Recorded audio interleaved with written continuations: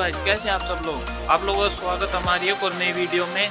आज की वीडियो में हम बताएंगे कि आप घर पर कैसे 100 रुपए में वेस्ट बोतलों के साथ डाई एयर वाटर कूलर बना सकते हैं। वीडियो को पूरा देखना लास्ट तक। अगर वीडियो अच्छी लगे तो लाइक, शेयर और सब्सक्राइब भी कर देना और कमेंट करके ज़रूर बताना अगली वीडियो किस विषय पर बनानी चाहिए।